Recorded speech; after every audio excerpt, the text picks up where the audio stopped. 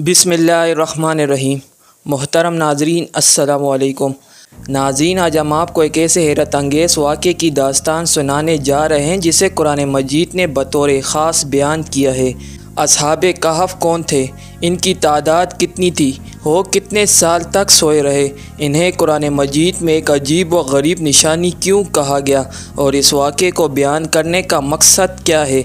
इसी के साथ हम ये भी जानने की कोशिश करेंगे कि असहाबे कहफ़ के कुत्ते की हकीकत क्या है और क्या वाकई वो कुत्ता भी जन्नत में जाएगा।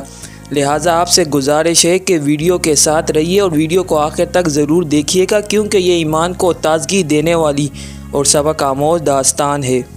नाज़रीन, आकाए नामदार फ़ख्र मौजूदात इमामुल अंबिया जनाब मुहम्मदुर रसूलुल्लाह सल्लल्लाहु अलैहि वसल्लम के दौरे मुबारक में कुरैश मक्का के कुछ लोग एक यहूदी आलिम के पास गए और उससे कहा कि हुजूर नबी अकरम सल्लल्लाहु अलैहि वसल्लम से ऐसा कौन सा सवाल पूछा जाए जिससे इनके नबी होने की हकीकत वाज़े हो जाए। इसके जवाब में उस यहूदी आलिम ने कहा कि इनसे 3 सवाल पूछना, जिनमें से एक सवाल ये था कि असहाबे कहफ़ कौन थे। चुनांचे अल्लाह रब्बुल इज़्ज़त ने अपने प्यारे महबूब सल्लल्लाहु अलैहि वसल्लम को इसका जवाब कुरान मजीद फ़ुरक़ान हमीद की सूरतुल कहफ़ के अंदर मुकम्मल वजाहत के साथ अता फ़रमाया।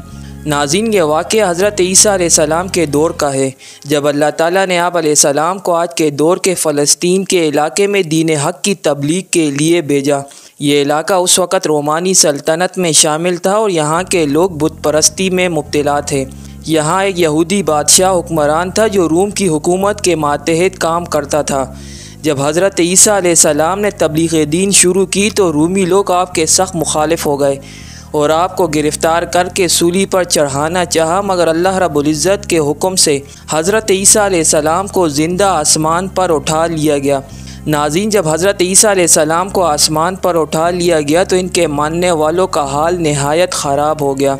लोग बुत परस्ती करने लगे और दूसरों को भी बुत परस्ती पर मजबूर करने लगे। ख़ास तौर पर एक बादशाह था जिसका नाम दकियानूस था। वो इस कदर जालिम था कि जो शख्स बुत परस्ती से इनकार करता हो उसे कत्ल कर देता। असहाबे कहफ़ शहर अफसोस के शुरफा और बादशाह के दरबारी थे, मगर ये नौजवान ईमान वाले थे और बुत परस्ती से इंतहाई बेजार थे। दकियानूस के जुल्म और जबर से तंग आकर उन्होंने अपने ईमान को बचाने के लिए दरबार छोड़ दिया और करीब ही के पहाड़ के गार में पनाह ले ली, जहाँ हो सो गए और अल्लाह के हुक्म से 300 बरस से ज़्यादा अरसे तक उसी हालत में सोते रहे।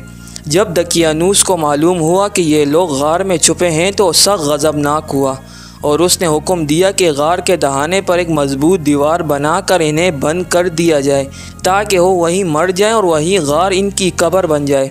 लेकिन नाज़रीन, ये काम जिस शख्स के सपोर्ट किया गया था वो नहायत नेक दिल और साहिब ईमान था। इसने असहाबे कहफ़ के नाम, इनकी तादाद और पूरे वाक़े को एक तख्ती पर कुंदा करवा कर तांबे के संदूक में महफूज किया और इसे दीवार की बुनियाद पर रख दिया। इसी तरह एक और तख्ती शाही ख़जाने में भी रखवा दी गई। कुछ अरसे बाद दकियानूस मर गया और सल्तनत के हुक्मरान बदलते रहे, यहाँ तक कि एक नेक दिल और इंसाफ पसंद बादशाह तख्त नशीन हुआ जिसका नाम बेदरूस था। उसने 68 साल तक बड़ी शान व शौकत के साथ हुकूमत की। नाज़रीन, उसके दौर में मजहबी इख्तलाफात शुरू हो गए। कुछ लोग मरने के बाद दोबारा ज़िंदा होने और क़यामत के दिन के मुनकर हो गए। कौम का ये हाल देखकर बादशाह गम और रंज में डूब गया और वो तन्हाई में एक मकान के अंदर जाकर खुदावंदे कुद्दूस अज़्वजल के हुजूर नहायत बेकरारी के साथ गिरिया वजारी करने लगा और दुआ मांगने लगा। ए मेरे परवरदिगार, कोई ऐसी निशानी ज़ाहिर फरमा दे ताकि लोगों को मरने के बाद ज़िंदा होने और क़यामत के आने का यकीन हो जाए।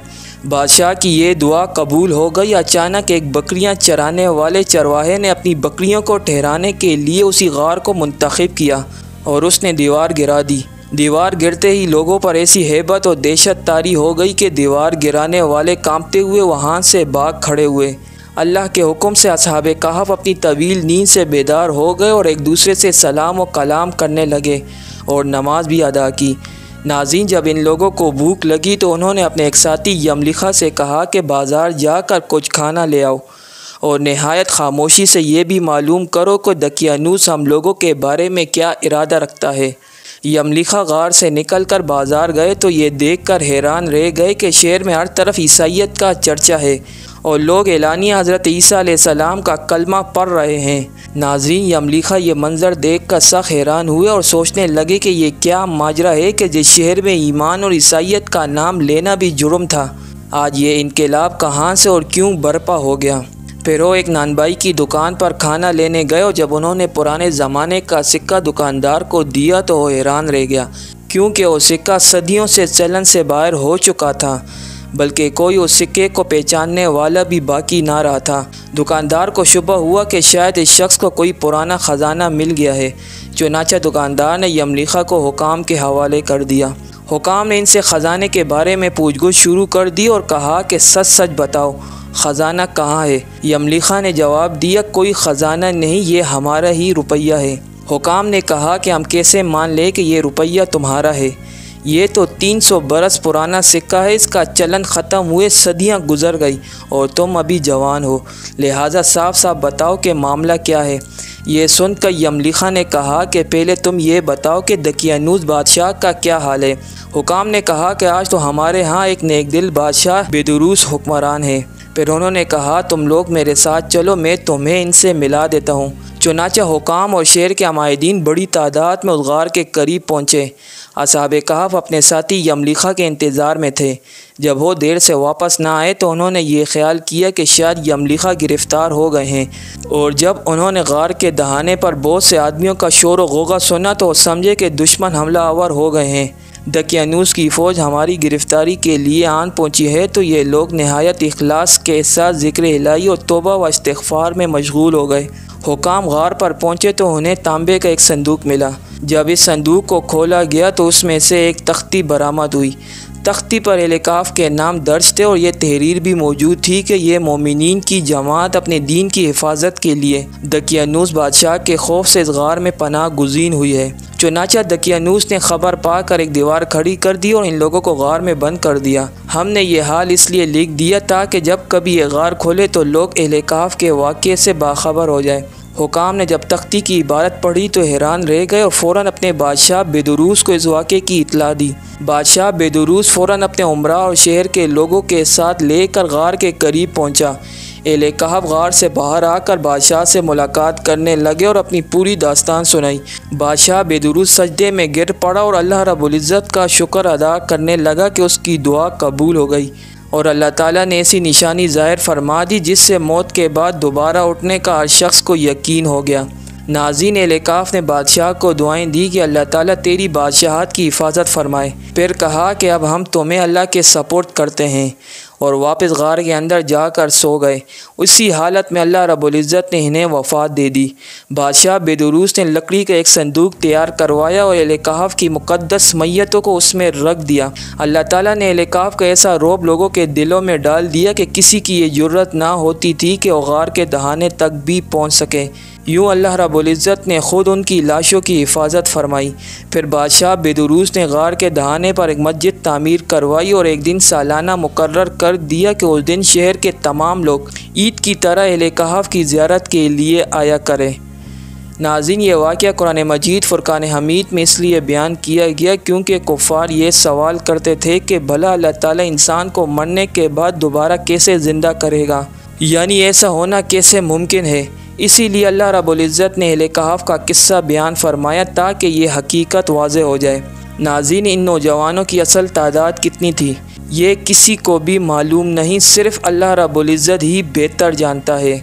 अल्लाह ताला ने कुरान मजीद फ़ुरक़ान हमीद में भी इनकी तादाद वाज़े नहीं फरमाई और हमें भी इस बहस में पढ़ने से मना फरमाया है। अल्लाह करीम ने सूरतुल कहफ की आयत नंबर 22 में इरशाद फरमाया, कुछ लोग कहेंगे कि वो 3 है और चौथा इनका कुत्ता है, और कुछ कहेंगे कि वो 5 है और छठा इनका कुत्ता है। ये सब गैब की बातों में मेस अटकल पच्चू हैं। और कुछ कहेंगे कि वो 7 हैं और 8वां इनका कुत्ता है।